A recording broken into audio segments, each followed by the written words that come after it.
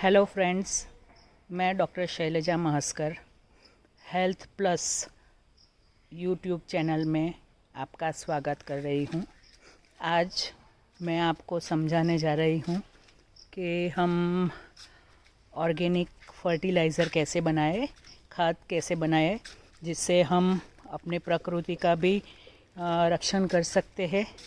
हमें ऑर्गेनिक खाद यूज़ करके ऑर्गेनिक फूड भी मिल सके और जो हमारा ये मिट्टी है और सभी नेचुरल चीज़ें हैं उसका हम जो बैक्टीरिया जो नेचुरल है उसका भी प्रोटेक्शन कर सके और जो हमारे पत्ते गिरते हैं उसका भी हम अच्छी तरह रिसाइकलिंग करें। हमारा वेस्ट जो किचन में से बनता है उसका भी अच्छी तरह हम रिसाइकलिंग कर सके, उसका भी इस्तेमाल कर सके। तो सबसे पहले तो मैं ये दिखाना चाहती हूँ कि यह मेरा पूरा गार्डन है। यह मेरा गार्डन है और गार्डन में बहुत सारे बड़े पेड़ हैं, उससे बहुत सारे पत्ते भी गिरते हैं।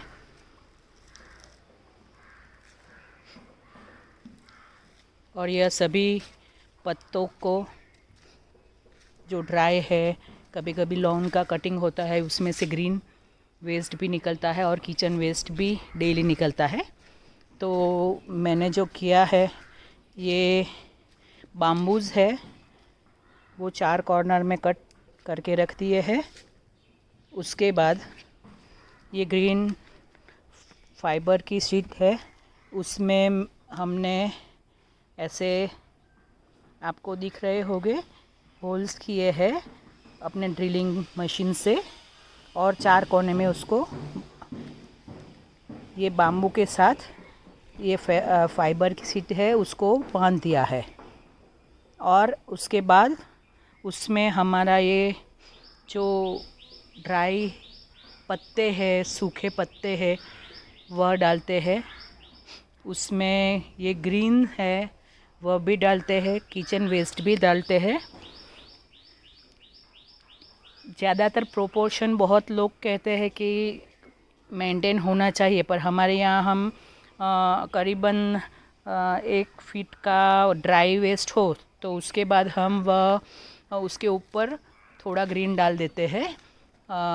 और उस पर ज़रूरत पड़े कि बहुत ही ड्राई है तो उसमें थोड़ा पानी डालेंगे और हफ्ते में कम से कम एक बार वंस अ वीक इसको हिलाना है, जिससे उसको मॉइस्चर भी बराबर मेंटेन हो नीचे तक और बराबर हिलने से ऊपर नीचे से बराबर हिलाएंगे तो उसका खाद भी अच्छी तरह तैयार होता है। और दूसरा ये ट्रायल के लिए हमने किया था, वो सिर्फ सादी ये मेटल की जाली है और उसके अराउंड सिर्फ ये हमें ये ग्रीन पर्दा जैसा मिलता है वह लगाया है।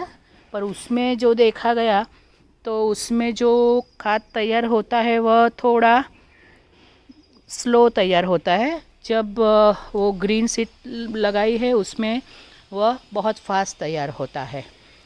और तीसरी एक चीज़ है जो वो मेरा आगे का बहुत पहले फर्स्ट प्लान था, जिसमें हमने ये एक 5 फुट डीप है खड्डा और 5 फुट 5 बाई 5 फीट का ये खड्डा है और उसमें हम ये सब डाल रहे थे। पर प्रॉब्लम यही था कि वह उसको हिलाने में भी बहुत डिफ़िकल्ट पड़ता था और जब भी उसको निकालना है तो हम खुद उसको निकाल नहीं सकते थे।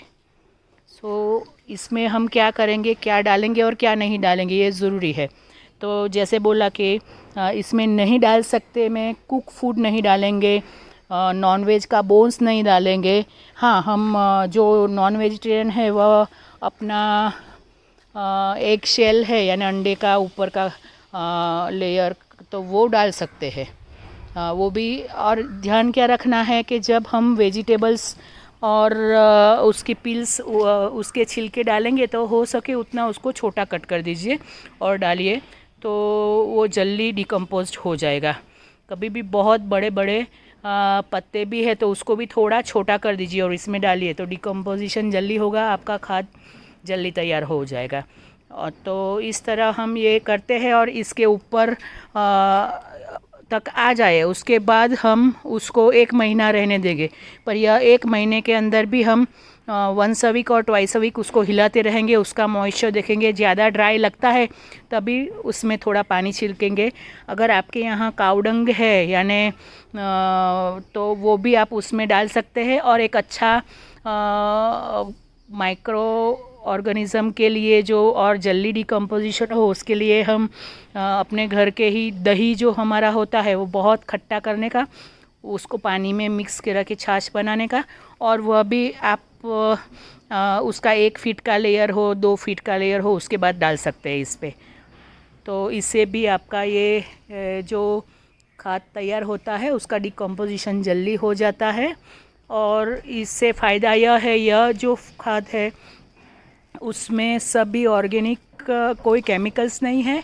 और इससे फ़ायदा यही है कि इससे जो फ्रूट्स आते हैं ना उसके टेस्ट वो बहुत ही मीठे होते हैं फल।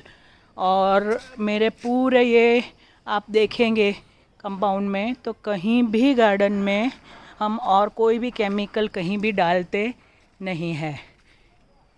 तो इसमें ये खाद में से आपको अपने छोटे या बड़े पौधे के लिए जो भी चाहिए है NPK जैसे बोलते हैं, या फिर ज़्यादा मिनरल्स, कैल्शियम, पोटेशियम सब मिल जाता है।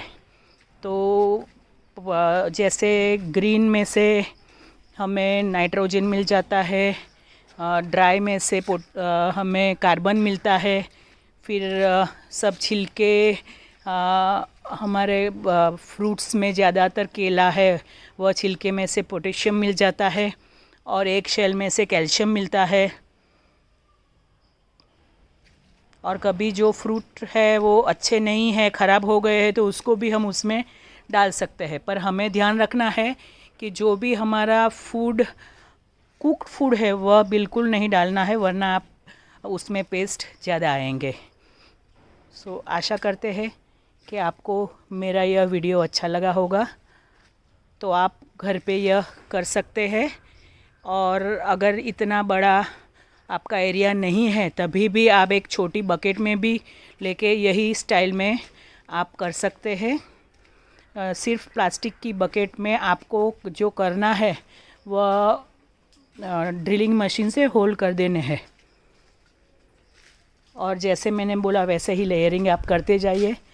ड्राई लीव्स, ग्रीन लीव्स, घर का जो भी किचन वेस्ट निकलता है वह सब उसमें डाल सकते हैं, जैसे कि अपने वेजिटेबल्स के छिलके है या आपके फ्रूट के छिलके हैं।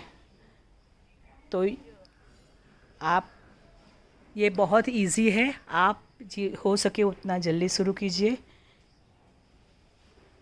अपने पर्यावरण को बचाइए। Thank you so much.